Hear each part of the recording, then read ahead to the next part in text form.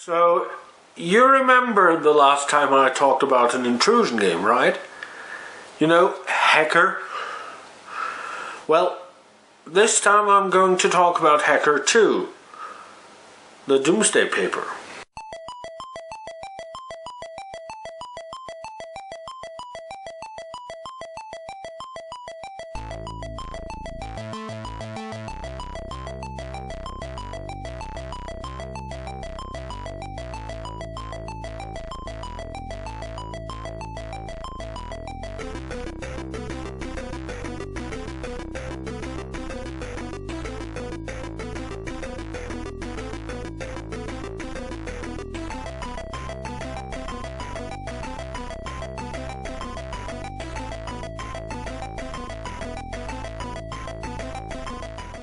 RetroKork.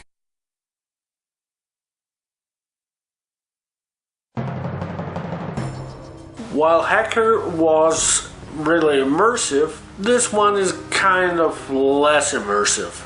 I mean, the main component still made no real sense in the software, in the network intrusion scheme, but yeah, having your phone line basically interrupted by what claims to be the secret agency. The agency? Yeah, that doesn't work. Plus, instead of the moving around the robot and going through first person, you are confronted with what is basically a video editing studio, with the ability to remote control a robot, or better to say, 3 robots, which you need to open the save up, but I'm getting ahead of myself. So the story is that after you were so successful at getting rid of Magma Incorporated and uncovering their nasty little secret, you now have been hired to retrieve the so-called Doomsday paper from a vault somewhere in the continental United States. Who hired you? You'll find out. That is, at least if you're not like me and failing instantly.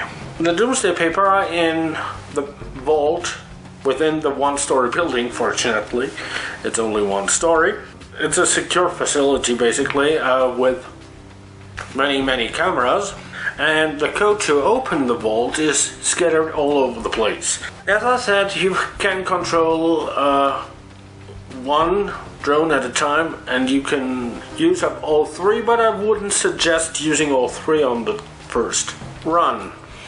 These drones, yeah, they can't defend themselves, as you'll soon find out. So anyways, when you're discovered in this 1-floor facility, either by being spotted by a guard making his rounds, or via the cameras, that's a bad thing, because then they roll out the Stomper, basically. It's a heavy metal plate which is mounted on wheels and motorized, and it's faster than your little drone. And when it hits the same space, boom, your drone's history.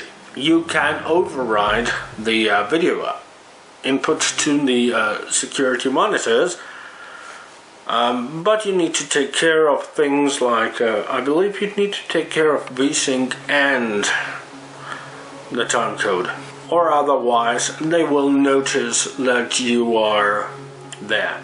Is it just me, or does this really sound like a Mission Impossible episode? Anyway, you move your little robot around and try to discover the code fragments and hope that your system doesn't glitch out too early. Yeah, there are glitches. Not glitches in the game, but glitches in the fictional system, where you might even lose,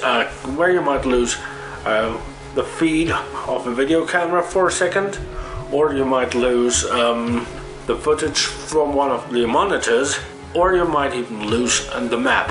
So you have to go blindly. And when you made it out the first time, well, let's just say you're pretty tempted to go in again.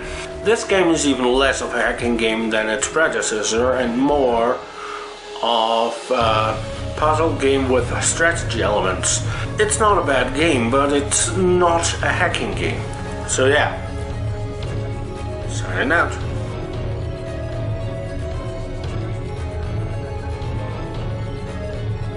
Next episode will be on the run. Well, actually, a mole will be on the run. A mole called Monty. Because we're going to talk about Monty on the run.